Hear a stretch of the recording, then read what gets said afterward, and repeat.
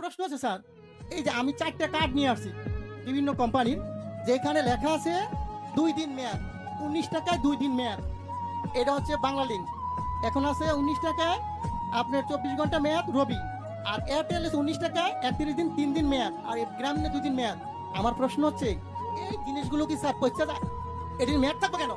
আমার প্রশ্ন হচ্ছে মানুষের টাকা আপনি মনে করেন আমরা যদি 20 কোটি লোক হই, যদি 20 টাকা করে ভরি, আর একদিন সবাই কথা বললাম না, কত হাজার কোটি টাকা এই কোম্পানি নিয়ে যাচ্ছে, সিস্টেমের মাধ্যমে নিয়ে যাচ্ছে। এর আগে আমি বলেছিলাম, একটা নিউজে দেখাইছে 17 মিলিয়ন ভিউ হয়েছে। ওদিক থেকে উচিত ছিল এই সিস্টেমটাকে বাংলাদেশে বন্ধ করে দেওয়া। আমি বারবার বলেছি গরিব মানুষ ভিক্ষা করে, সে 20 টাকা ভরে।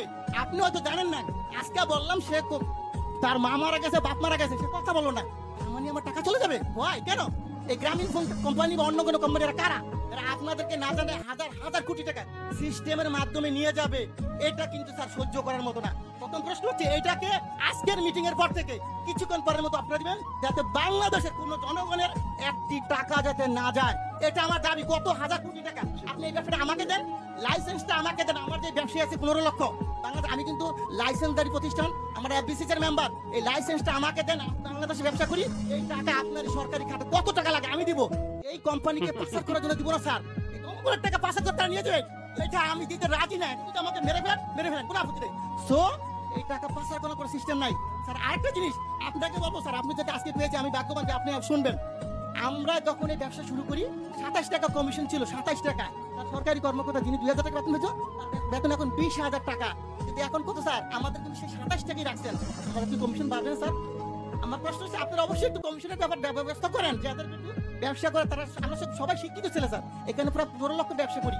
আমরা যারা ব্যবসা করি কোটি কোটি টাকা কামিয়ে দিচ্ছি, তা আমাদেরকে তো দেখবেন স্যার। আরেকটা কথা, টেলিটক আপনি হয়তো জানেন না। এই টেলিটকের ব্যাপারে আমি একবার বলছিলাম, বাইসে আমি হিন্দু, উনি সম্ভবত আমি জানি না, উনি আমাকে বলে এটা দায়িত্ব তো বাবা আমার না রে ভাই, এটা দায়িত্ব হইলো কার? বিটিআরসি না, টেলিযোগাযোগ। আমি ঠিক আছে, আমি যে স্যারকে পাই বলবো স্যার, আমার আপত্তি স্যার যদি মাইন্ড না করেন, আপনি দায়িত্বটা আমাকে দেন। আমার ব্যবসায়ীরা সবাই মিলে আমরা করি। বাংলাদেশের টেলিটককে কেমনি উড়াইতে হবে আপনি আমাকে সাপোর্ট দেন।